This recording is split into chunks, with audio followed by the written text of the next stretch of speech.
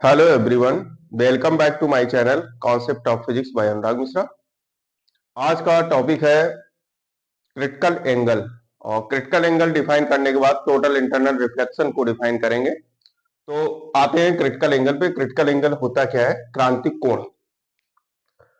आप इसके लिए सबसे एसेंशियल कंडीशन है कि कोई भी लाइट रे डेंसर मीडियम से रेयर मीडियम में जानी चाहिए, मींस सघन माध्यम से विरल माध्यम में। कोई भी लाइट रे है सघन माध्यम से विरल माध्यम में जाएगी तो ये क्या होगी? अवलंब से दूर हट जाती है। ये डेंसर मीडियम है और ये रेयर मीडियम के है। तो जब लाइट रे डेंसर टू रेयर मीडियम जाती है तो उस टाइम पे आप अवे फ्रॉम द नॉर्मल, ये जो डॉटेड लाइन हमने दिखाई है इसको हम बोलते हैं क्या? नॉर्मल। और ये इंसिडेंट रे। तो इंसिडेंट रे नॉर्मल से दूर हट जाती, means away from the normal. इसकी डिस्टेंस यहां से इंक्रीज कर जाती है, ये डिस्टेंस बढ़ती है जब। क्यों? उसका कारण क्या है?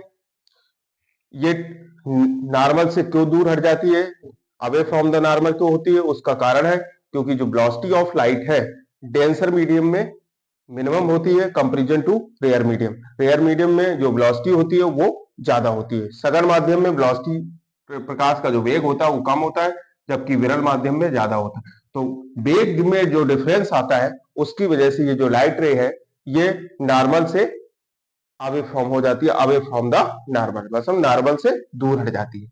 अच्छा, आपको हम डिफाइन कर रहे हैं कि क्रिटिकल एंगल होता क्या है। मेन जब इंसिडेंट एंगल को इंक्रीज करते हैं, सपोज दैट इस समय इंसिडेंट एंगल आई की वैल्यू ये है, जो रिफ्लेक्शन आर यहाँ पे है, मतलब यहाँ पे ये जैसे जैसे इंसिडेंट एंगल को हम इंक्रीज करते हैं डिफरेंट वैल्यू में, ये एक ऐसी पोजीशन आती है जब इंसिडेंट एंगल लगातार इंक्रीज होगा तो एक पोजीशन ऐसी आएगी कि उस टाइम पे जो रिफ्रैक्टिव एंगल होगा वो इस नॉर्मल से 90 डिग्री का एंगल बनाएगा। कितना? 90 डिग्री का। उस क्रिटिकल एंगल पर जब refractive angle are equal to 90 degree हो जाए उस टाइम पे जो एंगल होता है उसी को हम बोलते हैं critical angle. The incident angle at a certain angle, the angle of refraction 90 degree, this angle is this angle of incidence is called critical angle. मतलब क्या है कि जब इंसिडेंट एंगल को हम लगातार धीरे से इंक्रीज करेंगे, आई की वैल्यू इंक्रीज होगी, नॉर्मल से ये वैल्यू इंक्रीज करेंगे लगातार, इस टाइम पे ये वैल्यू है, फिर से ये वैल्यू लगातार इंक्रीज कर रहे हैं एंगल। जब इंसिडेंट एंगल इंक्रीज होगा तो एक ऐसी वैल्यू आएगी जब रिफ्रैक्टिव एंगल भी इंक्रीज होगा। भाई, इंसिडेंट एंगल जैसे स्टेप टू स्टेप हम इंक्रीज करेंगे तो रिफ्रैक्टिव एंगल भी इंक्रीज होगा, इसकी भी वैल्यू इंक्रीज होगी लगातार। जब रिफ्रैक्टिव एंगल की वैल्यू इंक्रीज होगी तो एक ऐसी पोजीशन आएगी तो इस पे रिफ्रैक्शन ऑफ लाइट इंसिडेंट इस तरीके से इंसिडेंट होगा। लगातार इंसिडेंट लाइट को हम इंक्रीज करेंगे, जो एंगल है लगातार इंक्रीज होगा, तो एक ऐसी पोजीशन आएगी जब रिफ्लेक्टेड एंगल 90 डिग्री हो जाएगा। तो उस इंसिडेंट एंगल को हम बोलते हैं क्रिटिकल एंगल। वही इस डेफिनेशन में दिया गया कि at a certain angle the angle of reflection 90 degree. तो इंसिडेंट एंगल का वो सर्टेन एंगल जिस पे रिफ्लेक्शन एंगल 90 डिग्री हो। ठीक है, तो आप लिख सकते हैं आई इंसिडेंट एंगल है, incident angle I equal to C कब होगा? जब refraction angle refraction angle are equal to 90 degree. ठीक है, तो आप इसको इस तरह से भी डिफाइन कर सकते हैं कि क्रिटिकल एंगल इसके इस डायग्राम में कि एक सर्टेन इंसिडेंट एंगल के लिए आई इक्वल टू सी हो जाएगा जब, तब उस टाइम पे जो क्रिटिकल एंगल होगा यहाँ पे वो इस जो ये आपने ट्रांसपेरेंट सरफेस दी है तो सरफेस के पैरेलल वो लाइट रे हमारी निकल जाएगी, मतलब इस पे होगी, तो ये एंगल जो हो जाएगा are equal to 90 degree. Essential condition क्या है कि लाइट रे हमारी डेंसर मीडियम, इस चीज को कभी नहीं भूलना कि जो ये तभी कंडीशन आएगी जब लाइट रे डेंसर से रेयर में आएगी। रेयर मीडियम में जब डेंसर टू रेयर मीडियम होगी तभी से ये कंडीशन फुलफिल होगी, नहीं तो ये कंडीशन फुलफिल नहीं है। तो डेंसर टू रेयर मीडियम जब जाएगी लाइट रे तभी ये हो सकता है, नहीं तो ये पॉसिबल नहीं है। क्योंकि जब डेंसर से रेयर मीडियम में जाएगी तो नॉर्मल से दूर हटेगी। उस कंडीशन में जैसे जैसे क्रिटिकल एंगल को, इंसिडेंट एंगल को इंक्रीज करेंगे तभी R इक्वल टू 90 मिलेगा। ठीक है, अब देखते हैं relation between refractive index and critical angle. अभी आपको हमने बताया था कि जब कोई भी ट्रांसपेरेंट सरफेस होती है और इस सरफेस पे लाइट रे इंसिडेंट करती है तो इसके साथ जो एंगल बनता है उसको इंसिडेंट एंगल कहते हैं। ठीक है, अगर ये मीडियम डेंसर है और डेंसर टू रेयर मीडियम में कोई भी लाइट रे जा रही है, ठीक है, मतलब सघन से विरल माध्यम में, तो ये अवलंब से दूर हट जाती है। जो नॉर्मल होता है इससे अवे फ्रॉम द नॉर्मल हो जाती है लाइट रे, मतलब अवलंब से दूर हटती है। ठीक, इसके बाद हमने आपको बताया था कि जब हम इंसिडेंट एंगल को इंक्रीज करते हैं, आई की वैल्यू लगातार इंक्रीज करेंगे तो रिफ्रैक्टिव एंगल भी इंक्रीज होता जाता है। ठीक है, एक ऐसी वैल्यू आती है जब हम आई की वैल्यू लगातार इंक्रीज करते जाते हैं इंसिडेंट एंगल को, तो एक इस तरीके की वैल्यू आती है जब रिफ्रैक्टिव एंगल हमारा इस सरफेस के पैरेलल हो जाता है। क्योंकि एंगल हरदम कहां से लिया जाता है, नॉर्मल के साथ। अब जब ये वैल्यू लगातार इंक्रीज करेगी तो एक कंडीशन ऐसी आएगी कि आर हमारा क्या हो जाएगा, 90 डिग्री। मतलब आप समझ गए कि इंसिडेंट एंगल को इंक्रीज करा रहे हैं, आई इंक्रीजेस, और उसकी इंक्रीजेस वैल्यू लिमिटेड वैल्यू है क्या, कब तक इंक्रीज करा रहे हैं, आई इंक्रीजेस जब आई इक्वल टू आई सी हो जाता है। एक ऐसी कंडीशन आती है जब आई इक्वल आई सी हो जाएगा, उस टाइम पे आर इक्वल टू जो 90 डिग्री मिलेगा। तब जब आर इक्वल 90 होगा, रिफ्रैक्टिव एंगल 90 डिग्री हो जाएगा, मतलब सरफेस के पैरेलल निकल जाएगी रिफ्रैक्टिव रे। तो उस टाइम पे जो इंसिडेंट एंगल होगा उसी को हम बोलते हैं क्रिटिकल एंगल। आप समझ गए होंगे क्या किया हमने, इंसिडेंट एंगल को लगातार स्टेप टू स्टेप इंक्रीज किया। एक ऐसी कंडीशन आई जब रिफ्रैक्टिव एंगल 90 डिग्री हो गया, उस टाइम पे जो इंसिडेंट एंगल होगा उसी को हम बोलेंगे क्या, क्रिटिकल एंगल। ठीक है, तो आप रिलेशन की बात करते हैं कि रिलेशन क्या होता है इन दोनों में, तो उस रिलेशन को देखते हैं। आप जानते हैं कि लाइट रे हमारी किस में जा रही है, डेंसर टू रेयर मीडियम। तो इसको हम इस तरीके से लिखते हैं कि रिफ्रैक्टिव इंडेक्स होगा रेयर टू डेंसर, तो D N R rare to denser medium. इस टाइम पे जो इंसिडेंट एंगल, इसको हम लिखते हैं क्या, अकॉर्डिंग टू स्नेल्स लॉ लिख देना है यहाँ पे, अकॉर्डिंग टू स्नेल्स लॉ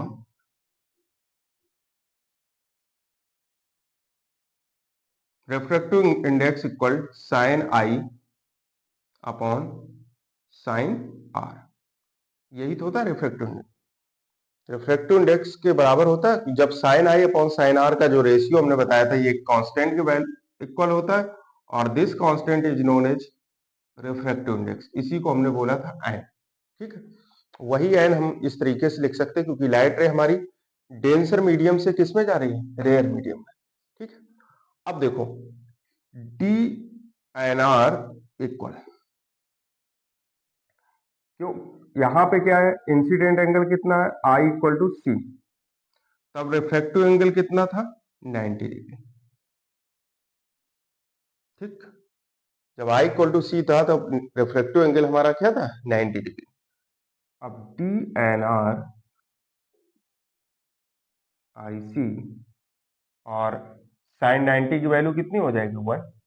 ठीक, अब हमें लाइट रे जो निकालनी है वो किससे निकालनी है, क्योंकि रिफ्रैक्टिव इंडेक्स हमने निकाला है रेयर टू डेंसर मीडियम, लेकिन हमें चाहिए किसमें, डेंसर टू रेयर मीडियम। ठीक है, तो जब रिफ्रैक्टिव इंडेक्स को हम रिवर्स करते हैं, इसमें रिवर्सिबिलिटी लगाते हैं। रिवर्सिबिलिटी हमने, जब आपने लेक्चर नंबर 7 देखा होगा तो हमने एक रिवर्सिबिलिटी ऑफ रिफ्रैक्टिव इंडेक्स की वैल्यू वहां पर कैलकुलेट कराई थी। तो वहां पर हमने दिखाया था कि 1 एंड 2 की जो वैल्यू होती है 1 अपॉन 2 एंड 1 के इक्वल होती है। कैसे इक्वल होती है उसको भी आप देख सकते हो, क्योंकि 1 एंड 2 की जो वैल्यू होती है उसको हम लिखते हैं n2 अपॉन n1। क्या लिखते हैं, n2 अपॉन n1। और 2 n1 की जो वैल्यू होगी उसको हम क्या लिखेंगे, 2 n1 को लिखेंगे n1 अपॉन n2। तो जब ये अपॉन में है तो यही वैल्यू तो मिल जाएगी। तो इस तरीके से इसको जब हम रिवर्स लिखेंगे, अभी तो हमें इसको लिखा है rare to denser refractive index, लेकिन लाइट रे हमारी किससे जा रही, डेंसर टू रेयर मीडियम जा रही। तो डेंसर टू रेयर लिखेंगे तब जब ये रिवर्स हो जाएगा ये वैल्यू, तो इसको हम लिख देंगे, ये इसी की जगह हम लिख सकते हैं आर एंड डी, यही वैल्यू बन जाएगी 1/sin सी। इस फार्मूले को हम, वैसे ये फार्मूला है लेकिन इसका एक जनरल फार्मूला जो मिलेगा उसको इस तरीके से लिख सकते हैं, क्या, n equal 1/sin c, n equal to 1/sin c। n हमारा रिफ्रैक्टिव इंडेक्स है, c क्या है, क्रिटिकल एंगल है। तो ये बहुत ही इंपॉर्टेंट फार्मूला है फॉर न्यूमेरिकल। तो ये मेथड आप समझ गए होंगे कि किस तरीके से हमने किया है इसको। 1 एंड 2 को लिखते हैं, ये रिवर्सिबिलिटी थ्योरम होती है, रिवर्सिबिलिटी ऑफ रिफ्रैक्टिव इंडेक्स, वहां पे हमने बताया था लेक्चर नंबर 7 में। आप प्रीवियस लेक्चर जो ध्यान से देख रहे हैं उनको किसी भी डेरिवेशन में प्रॉब्लम नहीं आएगी। जो बच्चे लगातार हमारे 1 से लेके 7 तक का लेक्चर अगर आपने देखे प्रीवियस लेक्चर, तो आपको कोई भी प्रॉब्लम नहीं आएगी। तो प्लीज चैनल में जाके और लिंक में वीडियो जो है उनको जरूर देखें, तो वो आपके लिए बहुत यूजफुल होंगे और कॉन्सेप्चुअल है सभी वीडियो, जिससे आपको इस डेरिवेशन में कोई भी दिक्कत नहीं आएगी। हमने एक स्पेशल वीडियो दिया है रिफ्रैक्टिव इंडेक्स पे, तो 7 वीडियो जो लेक्चर नंबर 7 है वो रिफ्रैक्टिव इंडेक्स पे है। तो रिफ्रैक्टिव इंडेक्स में उसमें हमने सभी कंडीशन एक्सप्लेन की थी। तो अगर आपको अच्छे से समझना है तो उस वीडियो को जरूर देखें। लेकिन फिर भी हमने यहाँ पे अभी आपको बताया कि 1 एंड 2 इक्वल टू होता है, रिवर्सिबिलिटी थ्योरम के अकॉर्डिंग इसको लिख सकते हैं 1/2n1।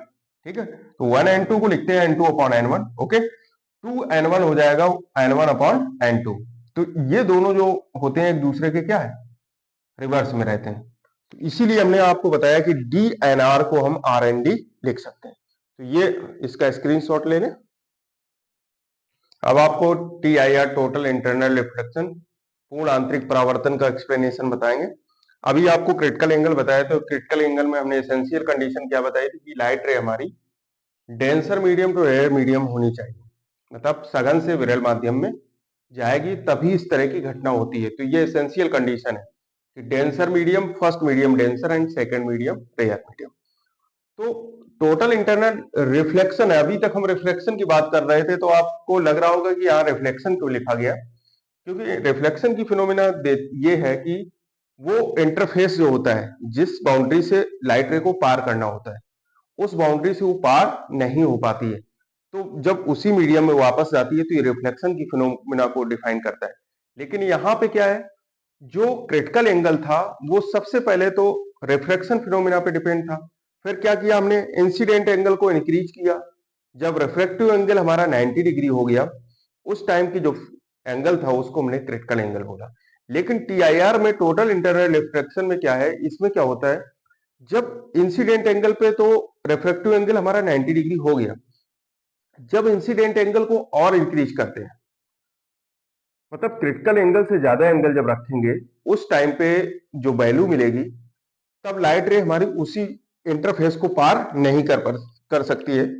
इसको आप इस तरीके से देख सकते हैं कि सपोज दैट ये एक इंटरफेस मीडियम है ये इसका हो गया नॉर्मल।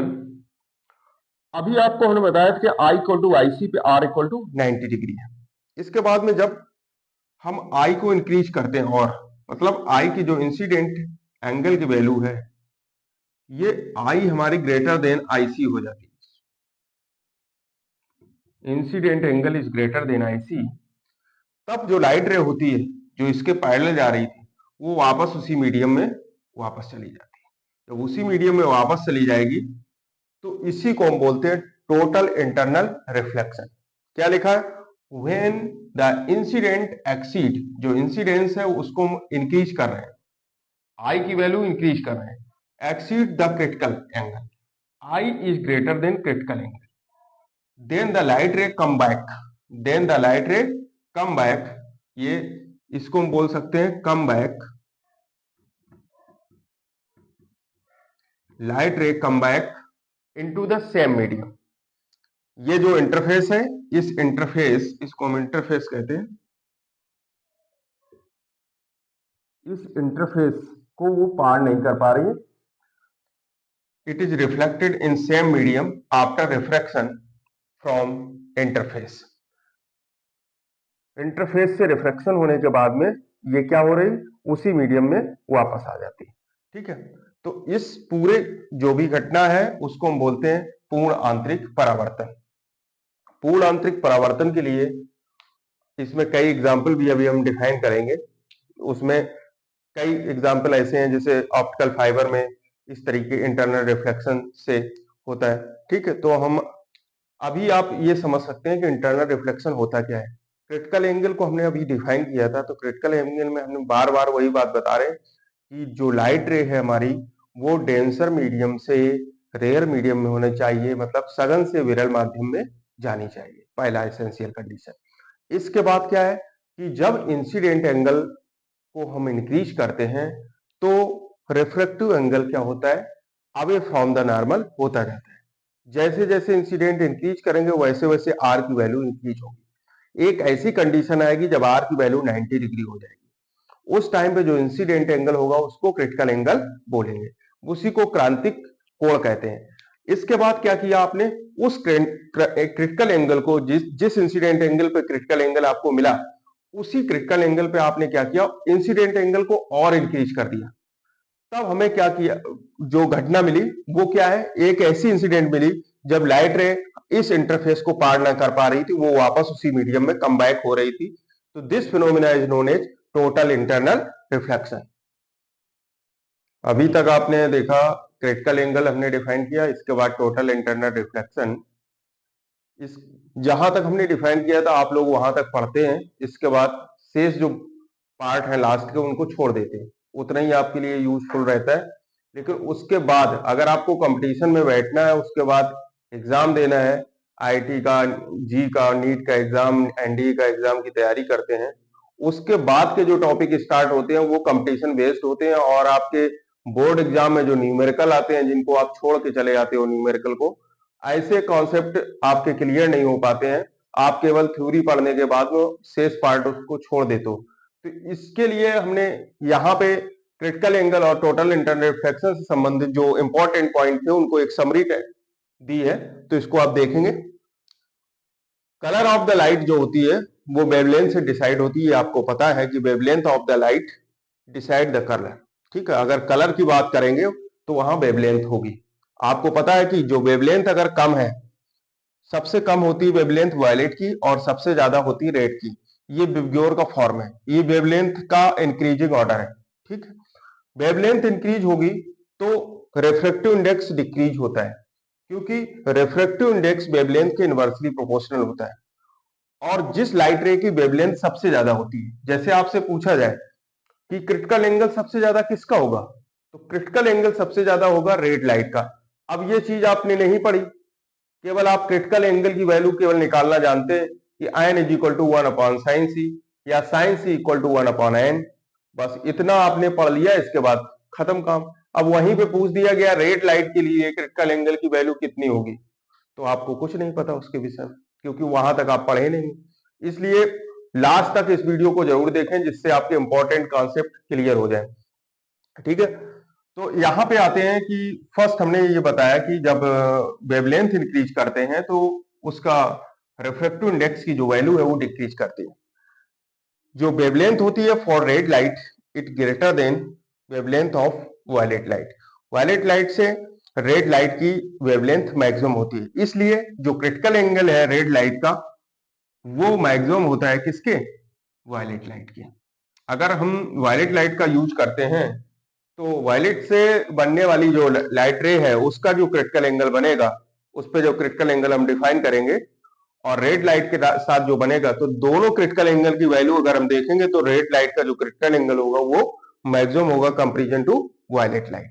तो ये विबग्योर का फॉर्म है, आपके दिमाग में रहना चाहिए कि लगातार क्रिटिकल एंगल इंक्रीजिंग ऑर्डर है। वायलेट से ज्यादा होगा इंडिगो का, इंडिगो से ज्यादा ब्लू का, ब्लू से ज्यादा ग्रीन का, ग्रीन से ज्यादा येलो का, येलो से ज्यादा ऑरेंज का, ऑरेंज से सबसे ज्यादा होता है वो रेड का होता है। ठीक है, तो ये क्रिटिकल एंगल जिस तरीके से वेवलेंथ इंक्रीज करती है वैसे वैसे क्रिटिकल एंगल भी इंक्रीज करता है। ये आप अपने दिमाग में सेव कर लें। और जो रिफ्रैक्टिव इंडेक्स है वो डिक्रीज करता है। वेवलेंथ इंक्रीज करेगी, क्रिटिकल एंगल इंक्रीज करेगा, बट रिफ्रैक्टिव इंडेक्स डिक्रीज करेगा। ठीक है, तो ये बात बहुत ही इंपॉर्टेंट है, अपने दिमाग में रखें। ठीक है, सेकंड केस आता है, क्योंकि जब लाइट रे हमारी रेयर टू डेंसर मीडियम जा रही है, तो रिफ्रैक्टिव इंडेक्स हम डेंसर टू रेयर लेते हैं, यही तो होता है रिवर्स ऑर्डर।